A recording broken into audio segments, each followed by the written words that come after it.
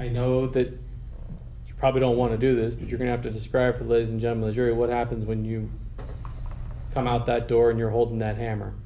She tells me why I'm doing this. She says, "Why are you doing this?" Yes. Now, are you covered up in such a way that she shouldn't know who you are? Yeah, I have a mask on. Do you say anything to her? No. What do you do? I hit her in the head. When you hit her in the head, what happens? She hits the floor.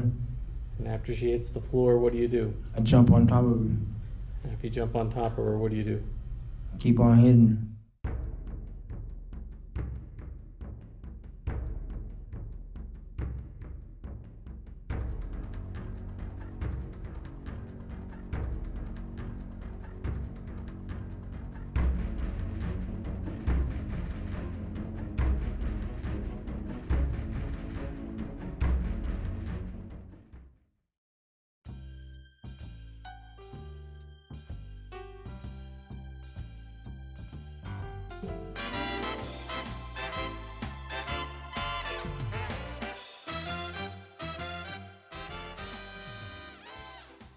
Las Vegas, Nevada, often referred to as the entertainment capital of the world, is a city that never sleeps, renowned for its vibrant nightlife centered around 24-hour casinos and other entertainment options. The famous Strip, stretching over 4 miles, is a dazzling runway where the hotels and casinos are more flamboyant than a Lady Gaga outfit. But away from the glitz, the glam, and the occasional impromptu wedding officiated by an Elvis lookalike, Las Vegas harbors tales that are not just about luck and luxury. In the shadows of its luminous allure, crime often unfolds, bringing a dose of reality to the city's larger-than-life facade.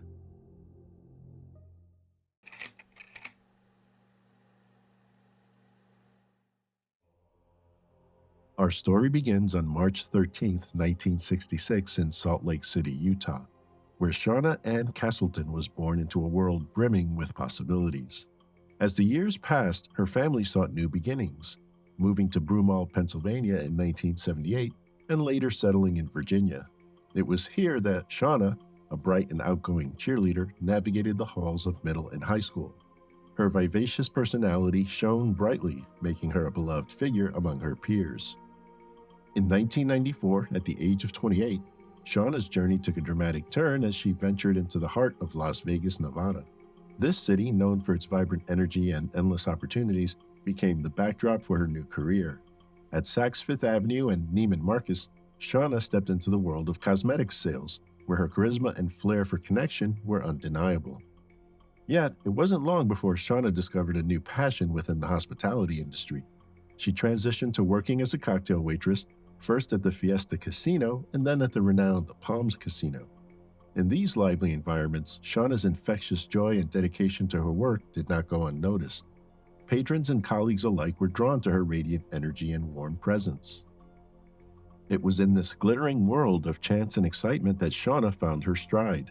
She thrived, not just in her role, but financially too, earning an impressive salary and tips that exceeded $100,000 per year.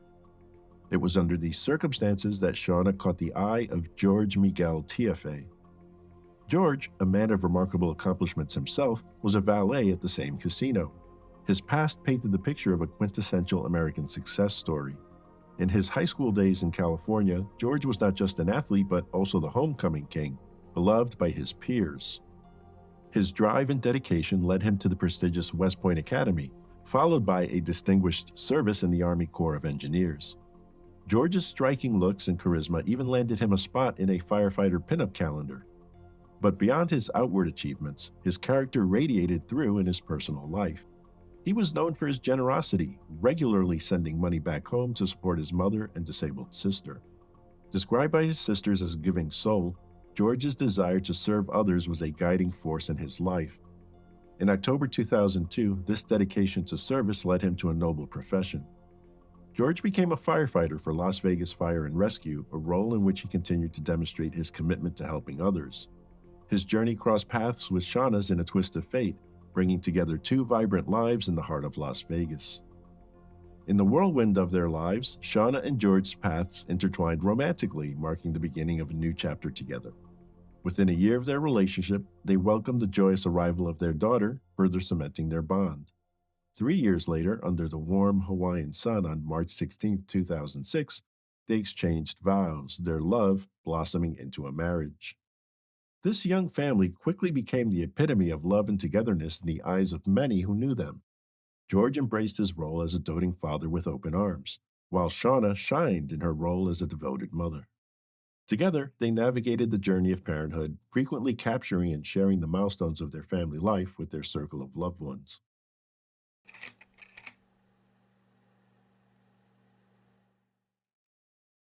After 2 happy years of marriage, things began to change in the TFA household. George lost a significant amount of money in the housing market crash of 2008, and that's when Shauna noticed a considerable change in his attitude. She confided to friends he had become jealous, controlling, and critical of her. For example, as she was getting dressed for work, he would say such things as, "You dress like a slut." Around this time, George began regularly inviting a homeless man named Noel, whom he paid for doing odd jobs around the house, into their home. This arrangement did not sit well with Shauna, who expressed to her friends that she found the man creepy. While George and Noel would spend time together drinking beers and conversing, some of George's close friends pointed out that his history of assisting the homeless made this behavior not out of the ordinary for him. This matter aside, the couple's relationship issues persisted, leading them to consider the possibility of separation. Shauna opened up to her friends and family about the verbal abuse and manipulation she was experiencing from George.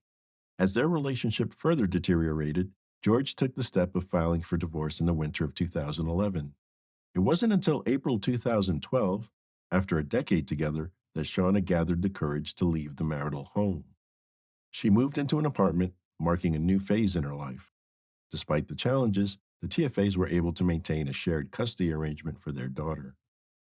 On September 8, 2012, just 5 months after the separation, Shauna returned to a disheartening scene. Her apartment had been thoroughly ransacked. Amid the chaos, she noticed that her wedding ring and a single bathing suit bottom were missing. Strangely, a pair of small boxer shorts, presumably left by the intruder, was found at the scene. Perplexed, Shauna attributed the incident to a juvenile prank. 2 weeks later, as she clocked out to end her shift at the casino, she knew she could rely on the comforts of her cozy bed.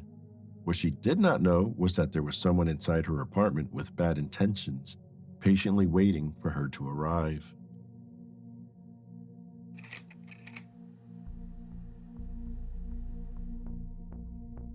On September 29th, Shauna finished her shift at the Palms Casino at 3 a.m. She was captured on surveillance footage clocking out of work and heading out the back exit to her vehicle. 30 minutes later, as Shauna entered her apartment, she was brutally ambushed by a masked man wielding a hammer. As she tried to defend herself, she begged for her life and at one point asked, "Why are you doing this?" But the only responses came in the form of vicious hammer strikes. As the clock neared 9 a.m., George, accompanied by their daughter, approached Shauna's apartment. An unusual sight immediately caught his attention. The garage door was inexplicably open. With a sense of foreboding, George cautiously stepped inside the apartment. The scene that unfolded before him was harrowing. Shauna lying on the ground, mortally wounded in a pool of blood. George immediately dialed 911. 911 emergency status. Police, I think I need to report a break-in and a murder. My wife is on the floor, bloody, stiff, not moving. I have my daughter with me. I want to take her to my mom's house. Well, stay right there a minute, okay? Okay. Do you know what the address is? And you don't live there, correct? No, my wife and I live in separate places. Okay. When's the last time you saw her? Right, you're good. Take a deep breath. I'm a fireman. I was at work yesterday, so I saw her about 36 hours ago, I guess. Okay, I'm not sure. ago? Okay. A day and a half ago, I'm thinking something like that. Okay. How old's your daughter? She's 8. And she's with you, or where's she at? She's right here with me. Okay, what's your name, sir? My name is George TFA. Okay, do you see anything suspicious around her? Any weapons? Any knives, guns? No, I had to get my daughter out of there. We came over and the garage door was open and it's never open. And so we went in to grab some stuff for my daughter. My wife sleeps during the day because she works at night. Right. And she was on the floor when we walked in the. Where are you at right now? I'm at the garage right now. Okay, we do have an officer on the way, so just stay right outside, and we'll get somebody out there for you. Okay? Oh God, I didn't touch the body to check for a pulse. That's okay. We'll have medical on the way as well. Okay? Okay. Thanks. Thank you. Responding medical personnel declared Shauna dead and observed injuries consistent with foul play. The Clark County Coroner's Office would later rule her death a homicide caused by multiple blunt force injuries. As detectives arrived on the scene, they immediately focused on George as a person of interest. But George had an airtight alibi. She was lying on the floor. Okay. And she was covered in blood. I just want to die. What shift did you work yesterday? A 24-hour shift. George explained to the detectives that he had recently completed a grueling 24-hour shift. He mentioned that he was on call at the firehouse before he picked up his daughter, who had been staying at her grandmother's house while Shauna was at work. This account was corroborated by his colleagues at the fire department, who confirmed his presence on duty during the 24 hours leading up to his wife's murder. As a result, George was cleared of any immediate suspicion. However, the detectives found it peculiar when, the day after Shauna's murder, an attorney representing George contacted them, requesting that any future communications be directed through him. The detectives then turned their attention to the surveillance footage from the Palms Casino, hoping to spot someone tailing Shauna or approaching her in the parking lot as she left work. However, this line of investigation led nowhere. The footage revealed no signs of anyone following her either through the casino or to her car. This lack of evidence left the detectives perplexed and questioning who would want to harm Shauna TFA and for what reason. As leads dried up, it seemed increasingly likely that the case would go cold, possibly leaving Shauna without justice.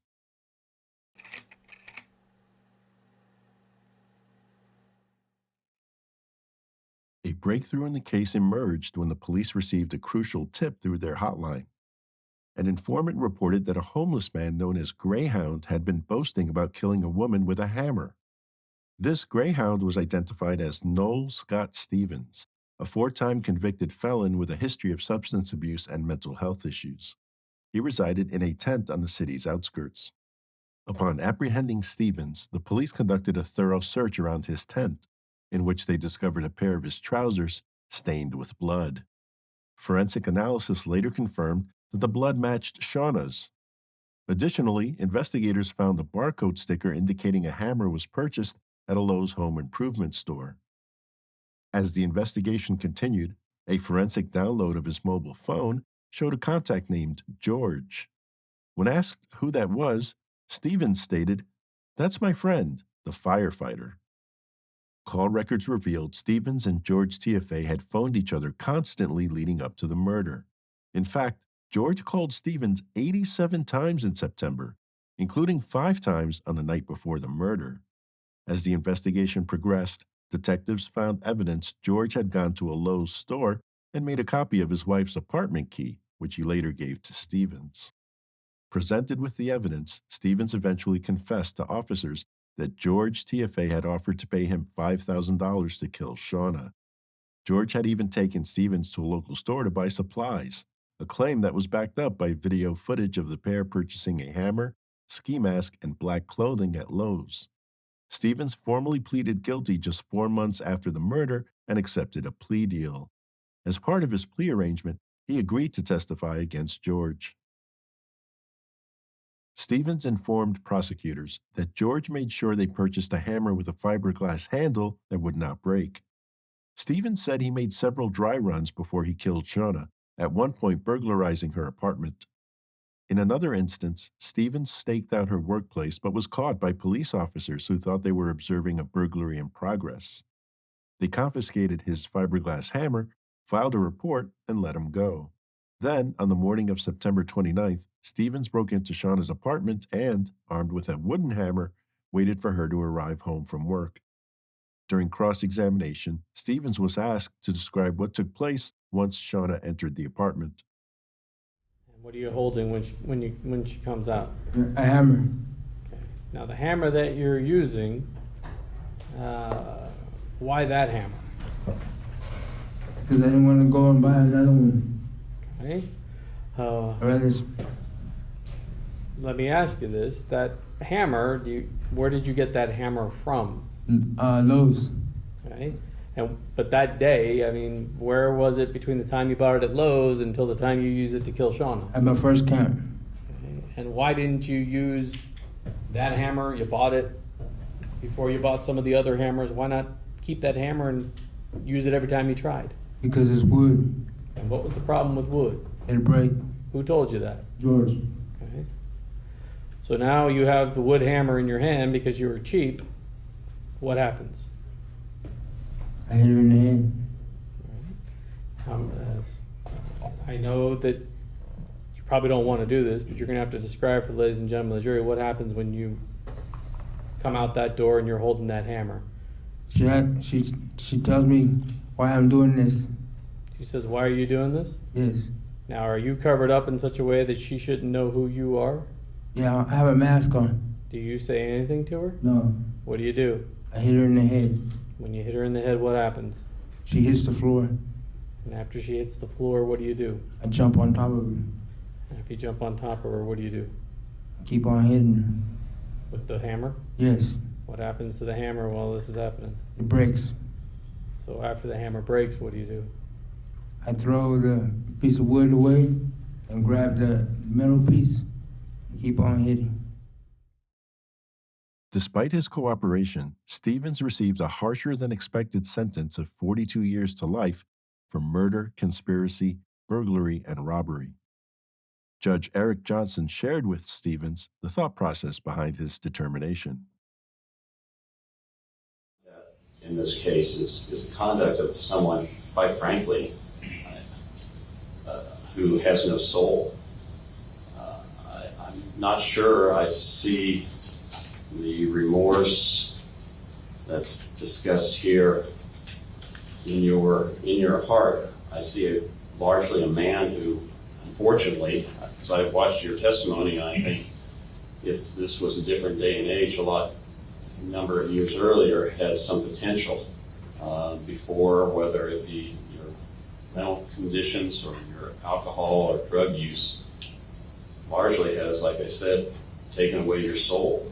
I just don't see the morality or the empathy or the sense of responsibility. You essentially agreed to brutally kill this woman with a hammer, knowing that the only way to do it was to essentially bash in her head. And I just never got a sense that there was any hesitancy on your part to do this at any time.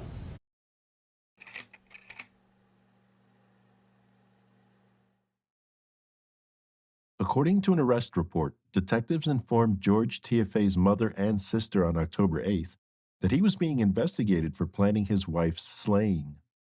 Shortly afterward, George TFA drove his truck 76 miles per hour into a retaining wall at the end of Summerlin Parkway and the Las Vegas Beltway in an apparent suicide attempt. George TFA survived, and detectives arrested him 2 days later at University Medical Center. When detectives told him he was being arrested, George TFA replied, "Okay." He then asked to call his attorney, take a shower, and brush his teeth. TFA was initially charged with conspiracy to commit murder, possession of burglary tools, conspiracy to commit burglary, conspiracy to commit robbery, burglary while in possession of a deadly weapon, robbery with the use of a deadly weapon, and first-degree murder with the use of a deadly weapon. The supposed motive? He did not want to face the financial consequences of a divorce. The trial of Nevada versus George TFA included 5 days of testimony from over 20 witnesses and 3 hours of closing arguments. After 15 hours of deliberation, the jury had reached a verdict. District Court, Clark County, Nevada, the State of Nevada Plaintiff versus George M. TFA Defendant. Case number C286317, Department number 20. Verdict. We, the jury, in the above entitled case, find the defendant, George M. TFA, as follows. Count 1, conspiracy to commit murder, guilty.